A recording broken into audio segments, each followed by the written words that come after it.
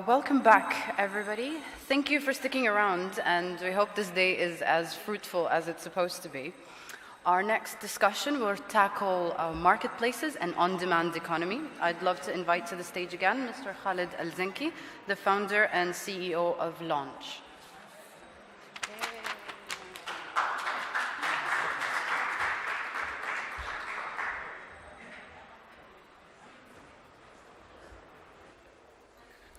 Thank you so much, guys. I know having a session kind of toward the end of the day is a bit challenging, but I really wish you keep up a bit of the energy for the remaining of the day, because we have exciting news coming up for the winners of the Battle of Startups. So first of all, let's welcome our speakers and the panelists, Mr.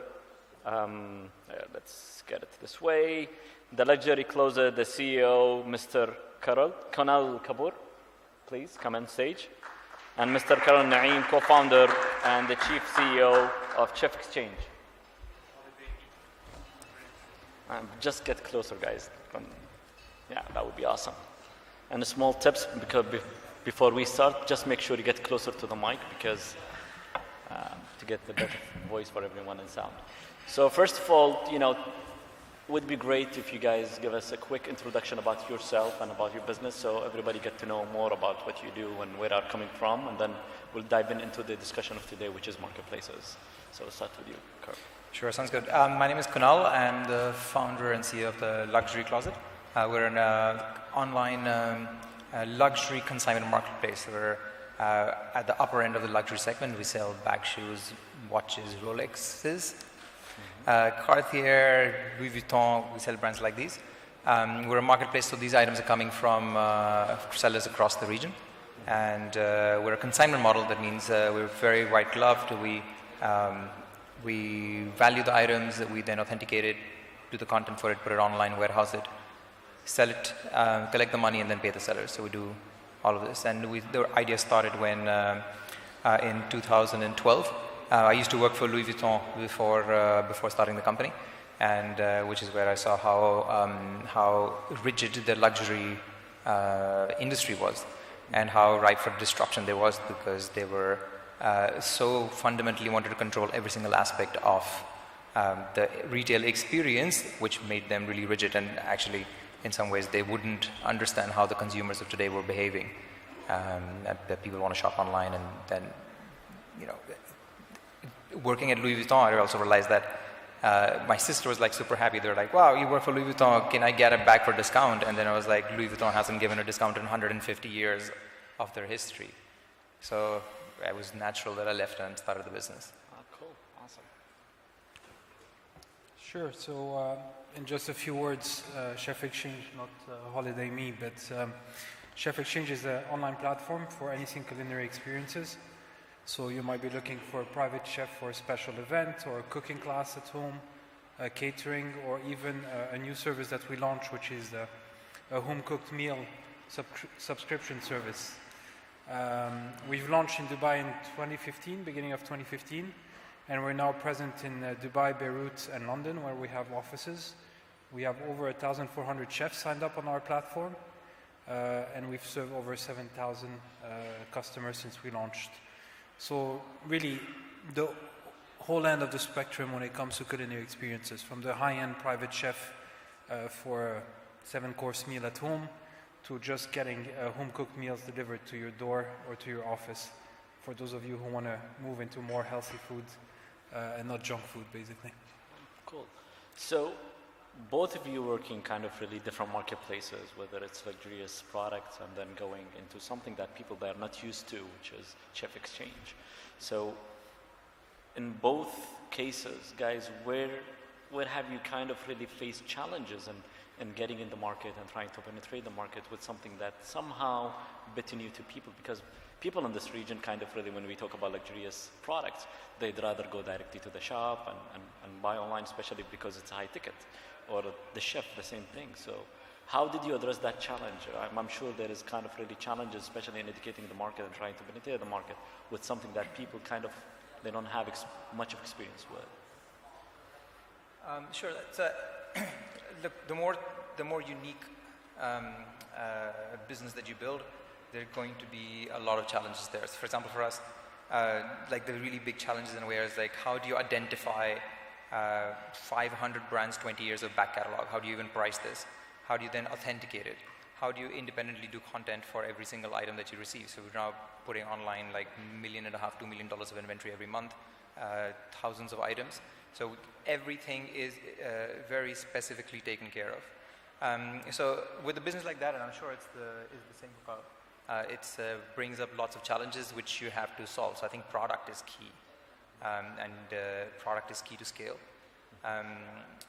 However, I think that perhaps the biggest challenge has been, and which is probably the same with a lot of founders, is alignment. I think when you're a small company, it's easy to tell people about the vision, and there's the early adopters even in terms of employees. But as the company grows, I think that making sure everybody's aligned and has the same understanding of what needs to be done today, this month, this year, where the company's heading, and how they're heading there with the company is key. What's about you, Naeem? I mean, we face challenges on a daily basis, but when you first started, the biggest challenge, especially in the marketplaces, you have to deal with both supply and demand. And in our case, both the supply and demand is actually human. So we don't sell a product, we sell a service. On our platform, all the chefs are freelancers. So it was about building that community, making those freelancers on our platform feel part of that community, and feeling that it's actually, I wouldn't call it a job, but it's a passion they need to pursue. And when clients put requests on the platform, you want your supply to be responsive to those requests and not let them die. So that's the challenge that most marketplaces face, supply and demand.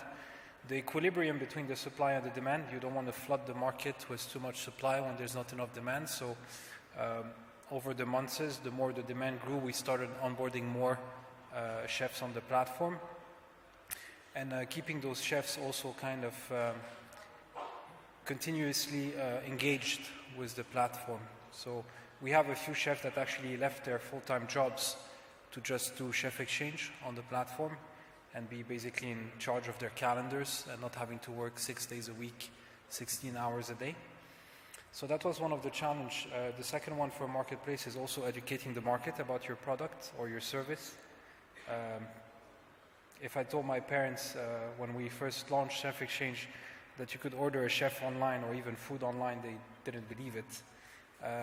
And now it's become the norm. Everyone orders on Deliveroo or Carriage or all of those platforms, and it's become basically the norm. But when we first started, getting a private chef online by booking him online was kind of an alien concept to many people.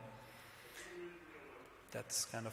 Yeah, I think it's key that people have to understand, like in the marketplaces, there's like 2 funnels. Mm-hmm. And like 2 funnels, trying to optimize 2 funnels is not twice as complicated, it's like 4 times as complicated. Mm-hmm. So marketplaces in general are much more complex businesses than pure play e-commerce companies.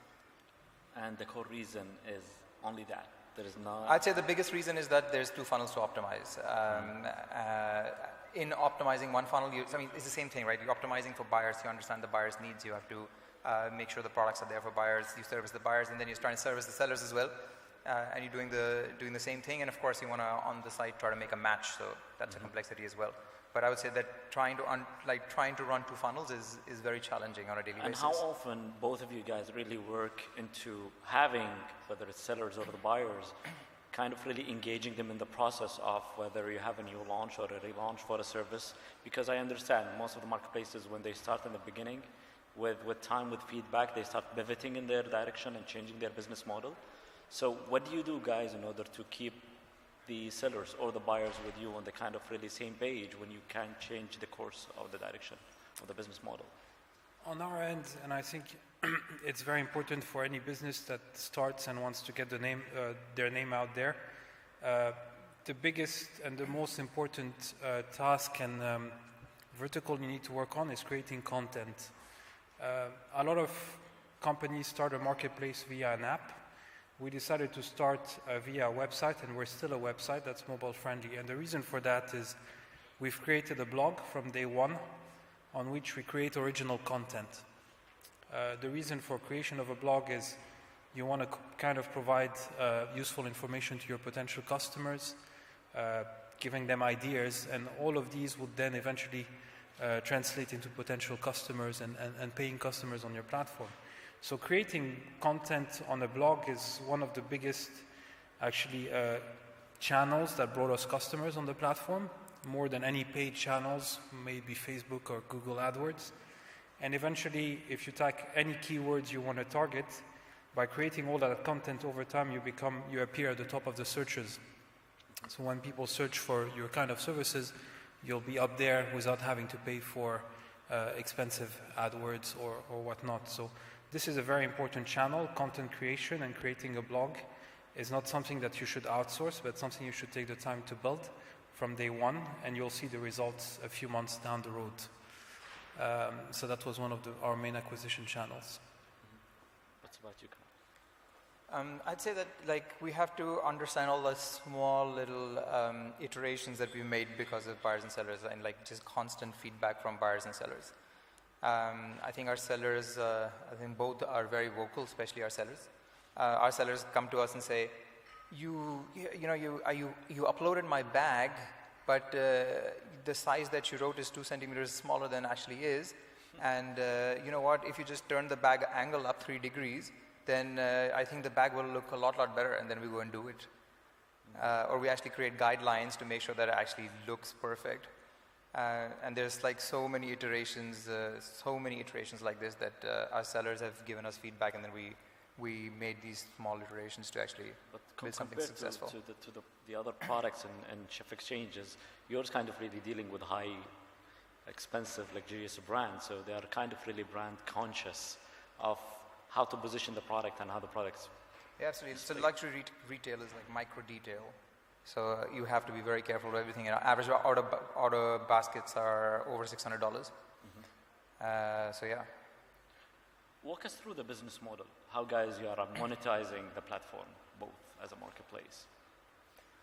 On our end, it's very simple. We take a commission, what we call a service fee, for any booking that happens on the platform. We take that commission from the supply, from the chef, on every booking that's confirmed. It's free for them to be on our platform, and we kind of basically become their digital marketing tool for them to get their name out there and to start getting bookings. So we take a commission on that. We don't monetize yet in terms of ads on our platform because we want to keep it ads free. But our blog is getting more and more traction and more visitors on a monthly basis. And this is eventually another channel we'll look at because we've created all that content, recipes, tips on how to host parties and whatnot that we want to eventually monetize in the long term. So for now, it's a simple business model, a commission on every booking that happens on the platform. So for us, monetizing is also fairly simple. We charge commission on every sale. So, but the model works as we sellers submit an item, or we actually send a concierge to their house to go through their closets and help them select the items that will sell. Then we bring it in, and then we do the process for it. And then once it sells, we charge a commission. We charge commission only when it sells. We charge on average about 35%. So that's the take rate. So walk us guys through kind of really a funniest situation you ever had dealing with the marketplace, whether it's luxurious brand or actually Chef Exchange. What is the most funniest situation you ever had in dealing with the marketplaces? If you recall one. Funny or sad? Well, both will be fine. I mean, one of the main things we also do, and I think there was a talk about it, a Twitter keynote about it, is that we're very close to our customers, especially when it comes to customer service. The reason why we've added more services on our platform, or we've slightly pivoted since we first started, was literally based on the data we acquired from our customers on the platform. May it be on the way they find us on Google search, so understanding what they search for, may it be the reviews they leave on the platform about the experience, may it be about the funny comments they put on our live chat or whatnot. And we see, I mean, a lot of trends coming out of these. I mean, people book us mostly for birthday or anniversaries. Valentine is a big day for us, obviously. What's funny is when you see a booking that's not just for 2 people but 3 people, so you wonder, okay, what's happening there? But we had all kinds of bookings on the platform, and I mean, we never had any horror stories so far, so for now I can touch wood, but I mean, the funny part is when we, or the nice part is when we see that it's a birthday coming up or it's an anniversary, we always tell the chef, why don't you bring something on top of it? Valentine, we brought a few roses that were just basically a gesture, and our customer always loves those attention to detail and knowing that it's a specific event, a special occasion for them, and us going above and beyond to satisfy them. So for us, I think this happened like a few years ago. So we got this really nice Chanel bag from one of somebody I knew. We put it online, and I remember it because I picked it up myself, and it was a really unique bag. Then I think a few weeks later, we got an inquiry and said, hey, listen, I'd like to buy this bag, and so on and so forth. And then we actually got an order for it. And then I remember seeing it on the screen, and I was like, this is really interesting. And I was like, my colleague said, why? And I was like, because I know that person as well. And then they're like, yeah, but that happens. And I was like, no, that's not the funny part. The funny part is that they work in the same office, and they sit next to each other. So the seller put the item online, and the buyer sat next to her and bought the item from our side, and they didn't know that it was her item, right? So actually I called them and told them, and then we gave them a discount, and they were nice enough to say, look, you've done the work, and you're our friend, so we still pay you commission. But that's I think the problem that we're solving, right? You might not know the best supply in the world is in people's closets, right? It's not in the shop, it's in people's closets. So we're liberating the Chanel bags that are hiding inside the closets. Walk us through the process of really branding and picking up a name for the marketplace. What made it the luxury closet or the Chef X exchange? That's a funny story in itself. We came up with the name of Chef Exchange. I think it was a week into our first food and tech accelerator we attended in San Sebastian in Spain. For those of you who like food, I strongly recommend to go there. It's the highest concentration of Michelin star per capita. But we were a week in, and we had already bought a lot of domains on internet, right? So the first thing you do is you go on GoDaddy, and you try to figure out what's available and what's not. And we did come up with some really, really bad names. But we just decided to buy quite a few domain names. And Chef Exchange came up, I think it was, we were trying to figure out what's our mission, our vision, our values. And this was, I'm talking after a long, long dinner, going from one bar to another, Pinchos, tapas bar, and whatnot. And making it, we were staying in a student dorm, in a small student dorm, we were two in there. And we came up with the name Chef Exchange then, and our mission and our vision. And then the next morning, we're like, are we really going to go for that? Is the name available? So we went back on GoDaddy, and I think I had already bought like 10 domain names, from Chef Bazaar to Chef Souk to all of those kind of names that were more kind of Middle Eastern. And then we decided for Chef Exchange because we are actually a community. Our mission is to basically empower diners and chefs and the community engagement. So being able to get any type of chefs you want for any type of occasions, and also this exchange between chefs in terms of know-how, knowledge that we share on our blog. So really giving out and building that community. So I think the name stuck till now. Will we ever change it? I mean, a lot of companies do eventually over time, especially if they pivot slightly or they enter in different verticals. We might put waiters on the platform, we might put bartenders, we might put all of that eventually over time. So maybe you'll ask me the question in a couple of years and we'll be called something else, but until now, that's where we are. I'd like to give all the credit to my wife. She found the name, and that's pretty much all I remember. And that's what she'd like me to remember as well. So that's the story I'm telling. In the business? No, she's not. Okay, cool. She works in the luxury industry, but. Awesome. Guys, by knowing what you now know, and based on your experience in running your own marketplaces, if we take a time machine and we go back in time, what one thing you would change by knowing what you know now in the business model or the idea itself? main thing, and it's a very easy answer, everything is easier in retrospect. I just had a call with a friend of mine. He said, I wish I invested in Bitcoin 6 months ago. I was like, yeah, it's easy to say that now. But one thing I would have done, we were very fast at coming up with a first product. And when I look at our first website, I even wonder how people even transacted on it. But we came up with it fairly quickly.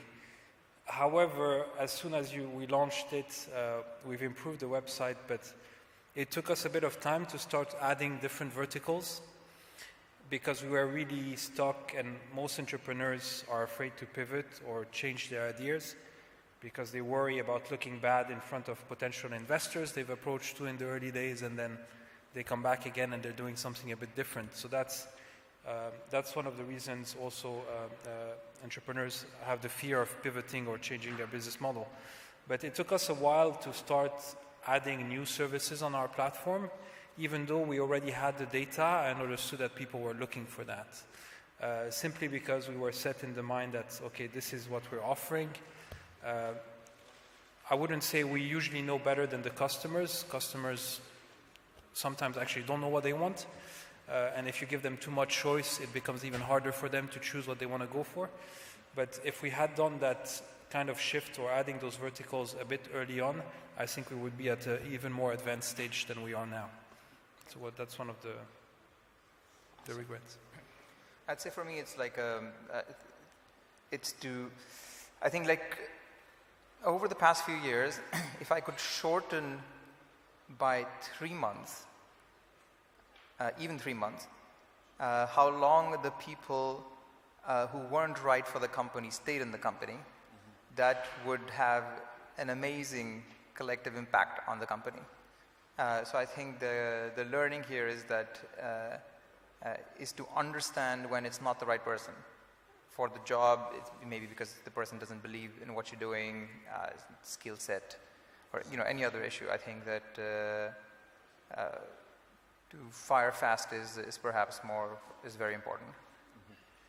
So, managing talent is a challenge by itself. Managing team members is a challenge by itself.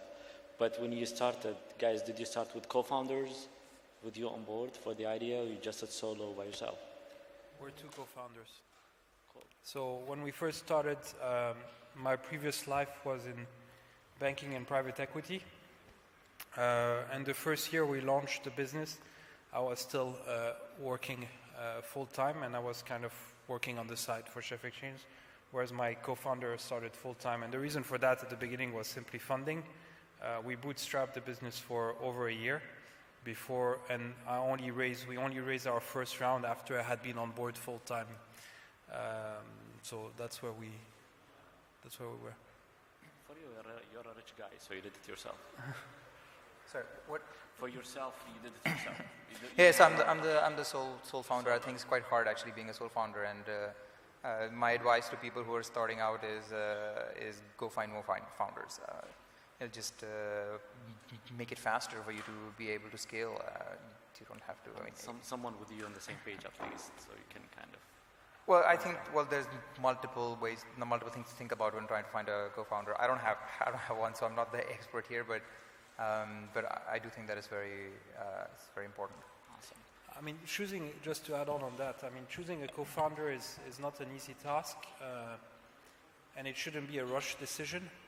A lot of actually startups fail very early on because of that, because the co-founders didn't work well together, or there've been a different vision, or one of the co-founders doesn't pull in his weight anymore, or doesn't believe in the business eventually. So a lot of startups, and I think one of the number one reason of startups failing is actually because of the dynamics between co-founders, which then translates into them not being able to raise money from investors. I've known Mark, my co-founder, since business school. We did our MBA together. We were friends, but we actually think very differently. And that's one of the reasons why I wanted to basically build that business with Mark, is that it's a good way to have a sparring partner, especially if you don't always agree on everything, and making sure you get someone that complements you in terms of strengths. And I mean, my strength is business development, his strength is operational. So making sure you can combine your strengths, and especially when you build your team. And finally, the tough discussions need to happen really, really early on. When Mark and I sat together and we were discussing our shareholder agreement, we had to put stuff in there where we're like, it's never going to happen. Why do we actually put it in there? But it's better to basically cover your ass, if I may say so. But having those tough discussions at the beginning is really, really important, and we've been going at it for 3 years, and I couldn't have wished for a better partner, basically, in the business.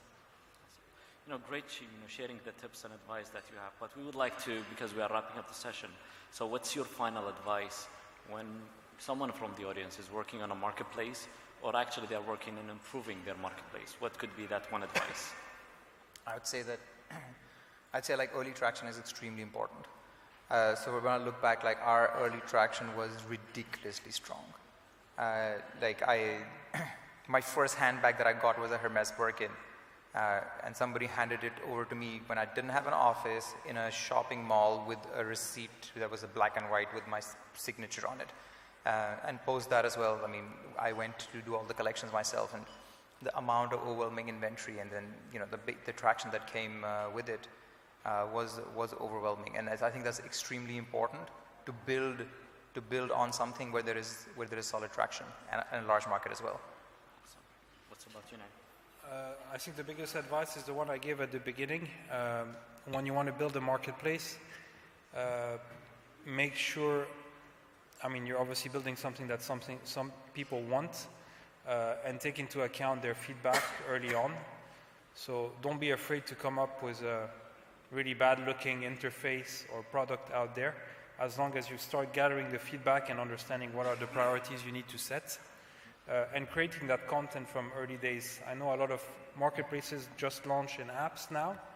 It has its pros, but it also has a lot of cons. Being just on an app doesn't get you basically the clients you want to get, because it's not linked to Google. Everyone uses Google nowadays. Everyone's going to start to use Alexa going forward, so people won't even type anymore. They'll just talk to an object, artificial intelligence, and all of that is still linked to the web, and not really apps at this stage. That's my advice. Yeah, I think I'd take like a bad early product which comes faster over. I think at Facebook I would have like the quote on their wall, I forget what it was, build fast and break things or something like this. So I think it's very key. Like if you look back at our first version of the site, and in a lot, like for every employee who joins, like I show them the first version. The first version of the luxury closet was like built on WordPress, and there was a cartoon selling a Louis Vuitton bag, essentially. We've come a long distance from there, but just there's early adopters, and they will adopt you because it's a strong name. Thank you so much, gentlemen. I really appreciate your time and making this conversation fruitful. I'm sure that everybody got some great tips from all of you. And thank you so much, ArabNet, for putting together this panel discussion. Really appreciate it, and have a great day. And if you have any question for the panelists, they will be around, so you can ask them questions about their marketplaces and some lesson learned in business. And thank you so much again. Appreciate it. Thank you.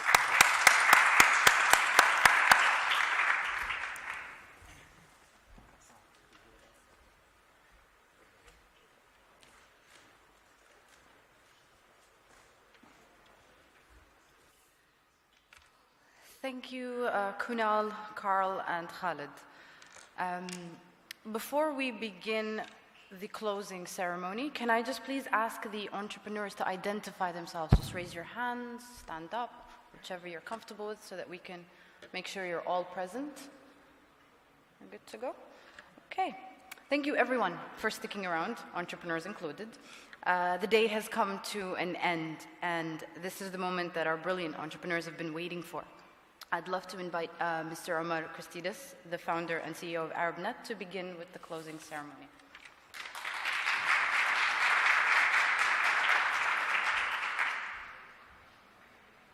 Thank you, everyone. Amazing to see that people have been at the event for 2 days. The event this year was so much significantly larger, more engaging, with more experts and more dynamism. and we're really excited to continue to grow our presence here in Kuwait year after year. So before we kick off with our closing, a small announcement. A number of the investors that are here from Saudi Arabia, from Bahrain, from all over the region, came to me and they were very excited because a deal just closed that they had done. So congratulations to the startup Mala'ib from Bahrain, which raised a seed round from Ra'id Ventures, 500 startups, Vision Ventures, and Inspire Ventures. And they're a community app for football players to book pitches and join games.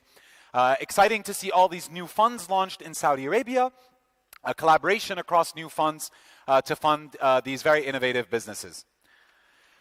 And so we've had 2 great full days with discussions. We had our first day, the speech of the minister, focused on the potential of the digital market here in Kuwait and in the region all the way to China. Our opening panel really debating the role of government in funding and regulating the sector. We've had over the last 2 days over 800 people come through, connect, network, learn from our over 70 expert speakers that have joined us from around the world. I wanted to take this opportunity to thank again the Kuwait National Fund for SME Development, Kuwait Foundation for the Advancement of Science, and Gulf Bank, our key sponsors for this event, for their support, without which this event would not have been possible. So I ask you, please give them one round of applause.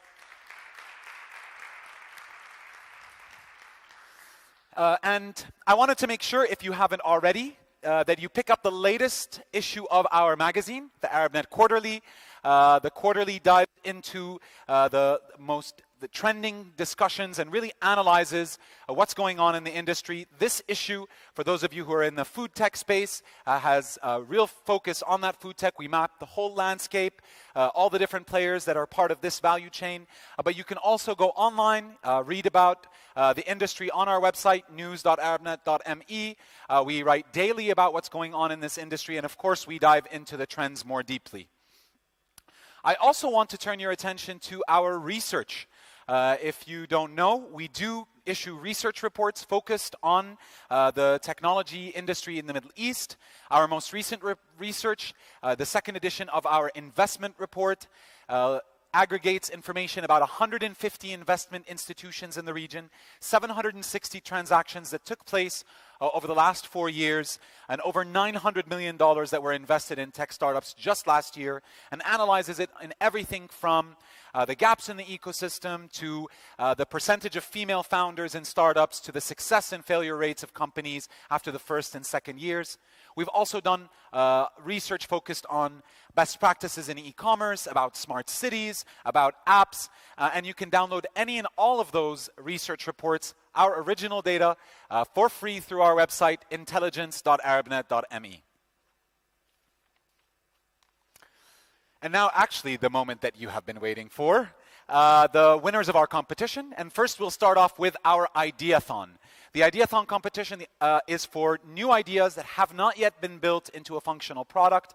Entrepreneurs first applied through our website, and they get a chance to pitch for 2 minutes on stage at the event. You can see our 5 finalists here on stage who pitched yesterday. I wanted to take the opportunity to thank our judges who went through the applications online and helped us select the 5 finalists, and also who helped us here on site grade the pitches and come up with the best ideas. I also want to thank our training partner, Sirdab Lab, for working closely with these companies and helping them improve their pitches and make sure they're ready for the limelight. And so we're going to have 2 categories here. We have the winner, and we have the People's Choice, and this is for both the Ideathon and the Startup Demo. For the people have been voting on our website for the last 2 days for their favorite idea, and we will be recognizing People's Choice when it comes to both competitions. So, the winner of the Ideathon will receive $5,000 cash prize. I have this big check that I can give them to represent the money that they'll receive. And so, the winner of the Ideathon is Tab Youngjun Ri.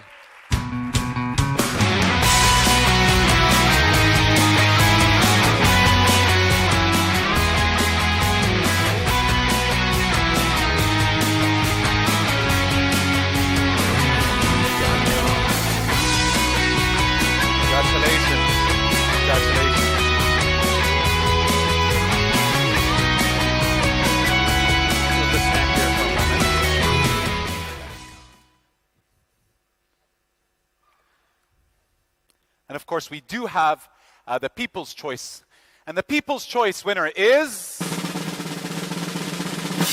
Mbarak al-Rashidi Kraftat.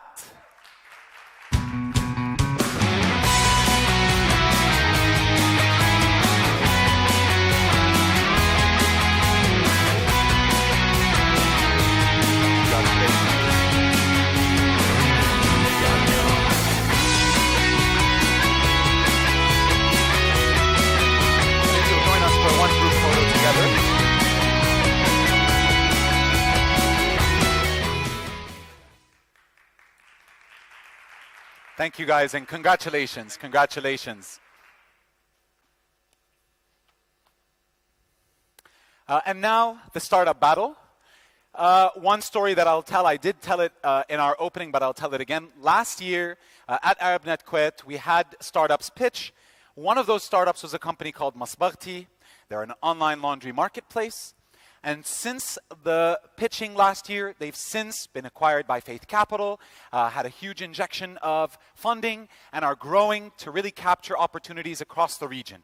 And this is not only with Masbaghti.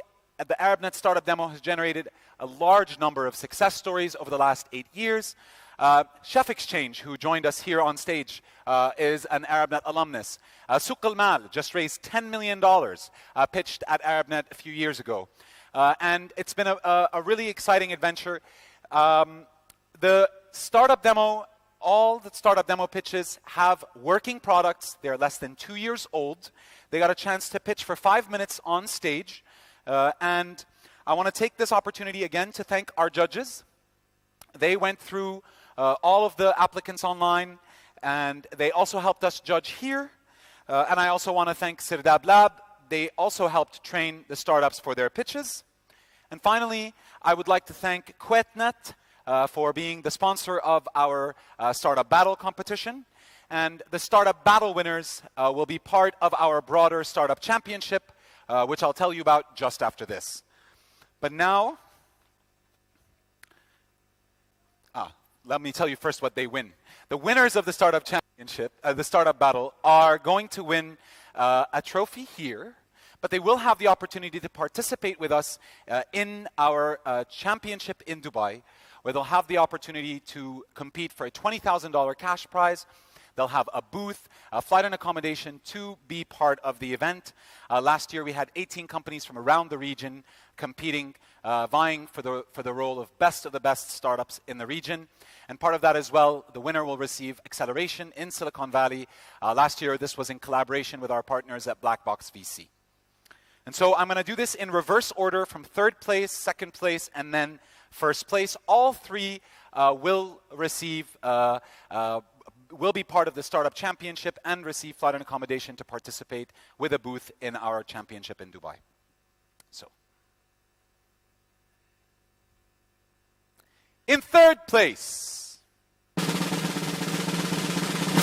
Pantry B.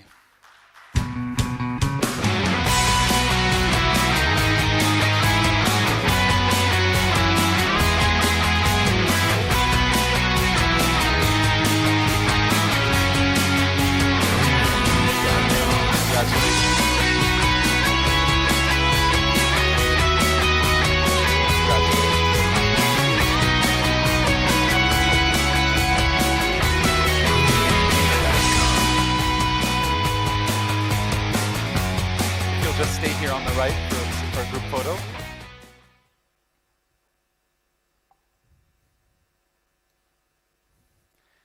In second place, Festivity.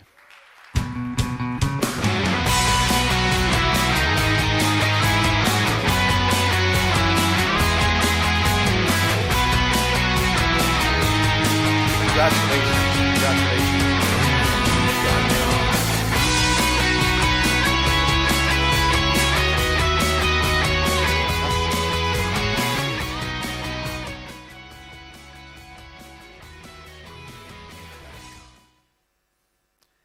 And in first place, Order.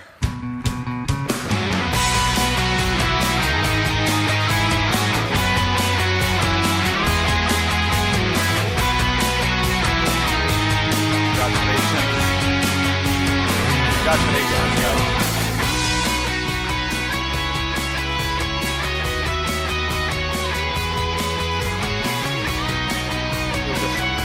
Yes, join us here. We have one more.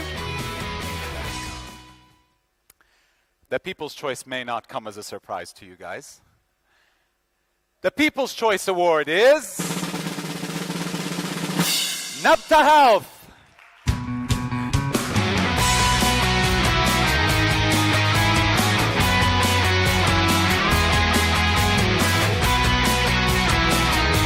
And I think here we have the little star of the event, the youngest future entrepreneur. Congratulations. Congratulations.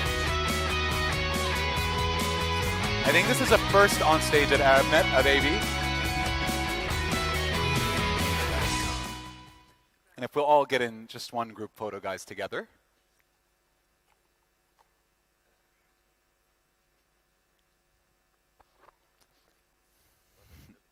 Sure. Here. One round of applause for all of our winners. Congratulations. Thank you, guys. Thank you. Congratulations. Thank you very much.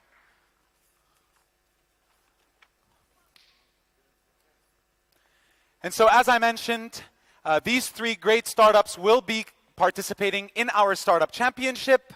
The Startup Championship will cover Oman, Riyadh, Beirut, Casablanca, Dubai, and Cairo. Our next stop is Oman. And we hope that we will be able to see you there in November. We'll be having the pitch competition on November the 25th in Oman. And last but not least, we look forward to seeing you at ArabNet events in the coming 6 months. Our next event is in Riyadh in December 11 to 13. The one in Beirut, February 20 to 22. And in Dubai on April 30th to May 1st. Thank you very much for joining us at ArabNet Kuwait. We look forward to seeing you next year, October 2018, for the 3rd edition. Thank you for all of your support.